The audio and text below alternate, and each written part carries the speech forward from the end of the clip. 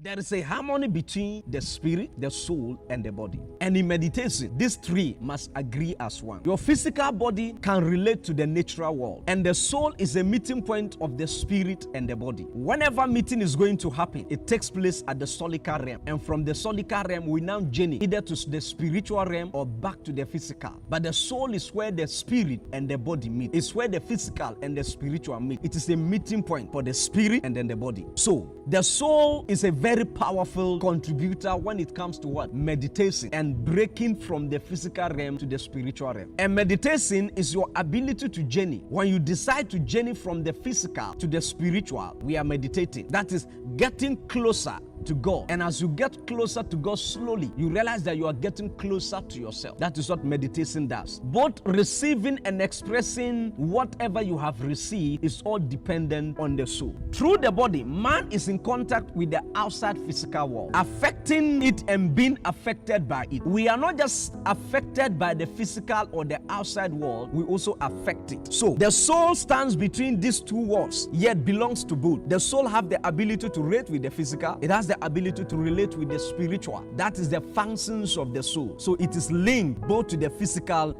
and to the spiritual. So the soul decides most of the possibilities that are birthed in the presence of men. It is the soul that decides those possibilities. So the soul makes it possible for the spirit and the body to cooperate. It is the soul that makes it possible. So when a man wants to meditate or have access to the realm of the spirit, that man must be single. And for that man to be single, there must be a harmony between the body, the soul, and the spirit. When there is a harmony between this, you will see the man able to break through and able to what? Succeed in whatever he's trying to do. So the work of the soul is to keep these two in their proper order so that they do not lose relationship with each other. So the body has been kept in touch with the spirit through the soul. So the body is governed through the soul. So when the spirit wants to pass a message, the spirit passes it through the soul. It is one of the most powerful and broken structures in the world. The spirit is unable to communicate a message direct to the body. So I'm about to diagnose one of the reasons why people are unable to successfully stay still, calm, and access the voice of God. Your spirit is unable to deliver message to your body. That is why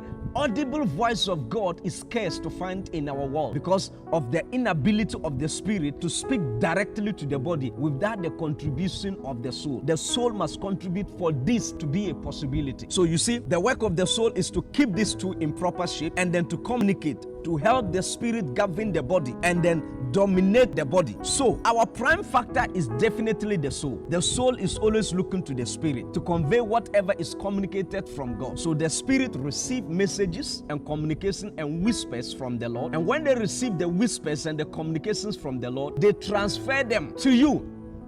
You are only able to receive them through the communication of the soul. It is when the soul is engaged or involved, that is when you are able to receive these informations. So that is the way things happen in the spirit realm. So your spirit transmits information to your soul, and then your soul exercises the body to obey the spirit. So whatever the spirit asks the soul to do, that is what the soul will command the body to do. So whenever you see the body obeying something, it is from the soul. Whenever you see the body taking an action, it is the soul that asks the body to do it. So it is the soul that is able to ask the body to take some actions in life. No action is taken without the involvement of the soul. That is why when the soul refuses to participate, you are equal to a dead man. I am privileged to see dead people because the work I do as a pastor, I see both good and bad. So I have seen dead people. I have witnessed people die. I remember there was a dead body I was asked to come and pray over before they do burial. Now, the person was lying like he's not dead. He was lying like he's asleep. And it looks as if when you mention the name of the person, he will respond and get up from the sleep, because he wasn't looking like somebody who have actually died. You know, there are instances when people died, you look at them and know that they've died. Why? Because before they died, the sicknesses have deteriorated them and then destroyed their everything about them. But this case, the individual wasn't looking like he has died. Why? He looked so nice, so beautiful, and was lying down like if you mention the name, the person will come back. But you try mentioning. Their eyes were open but unable to see. The ears were open but unable to hear. The mouth was still there, but unable to speak. The nose were open, but unable to take in air or bring air out. The body was fresh, but couldn't feel any touch. Why? The soul was away. The soul was out of the body. So when the soul is out of the body, the person feels nothing again because the soul is out of the body. This has been the communication all this while. When the soul is out of your body, you are a dead man. So people do not die when the eyes are removed or when the nose are removed. No, they died when the eyes is still there, intact, ears, everything is intact, but the soul has gone very far. That is why sometimes when you are here to sleep and it is interrupted, all of a sudden somebody will interrupt your sleep. And when your sleep is interrupted, like you are about to sleep, you are not sleeping, the soul hasn't gone far. When somebody is even walking, you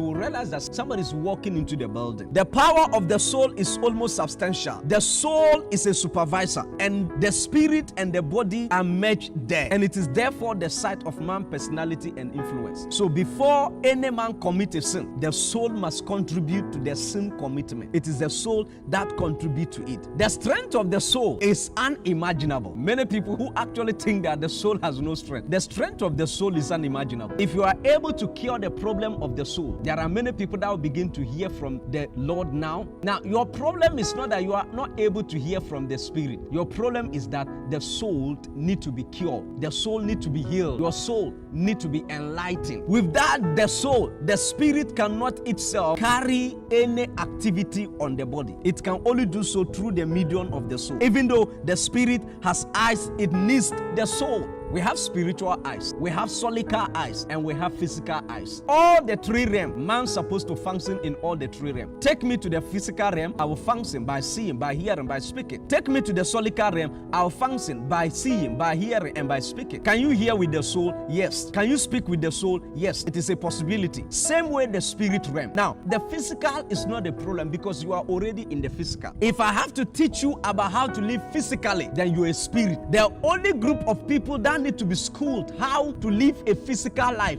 is a spirit. And as a matter of fact, it is illegal for a spirit to operate on earth. It's illegal. Now, one of the things you should understand is that you don't need to be trained how to live a physical life any longer. Why? Because you are physical. We are physical. You are watching this thing physically. You are a physical being. Spirits are those that need to be mentored how to live a physical life.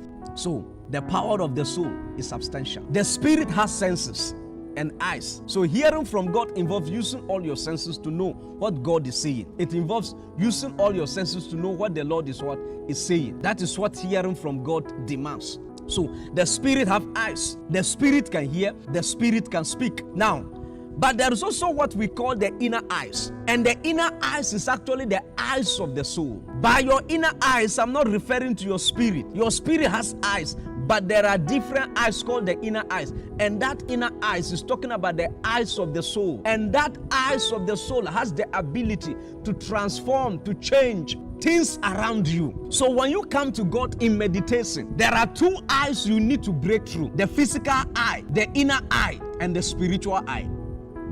That is what you need to break through when you come to God in meditation.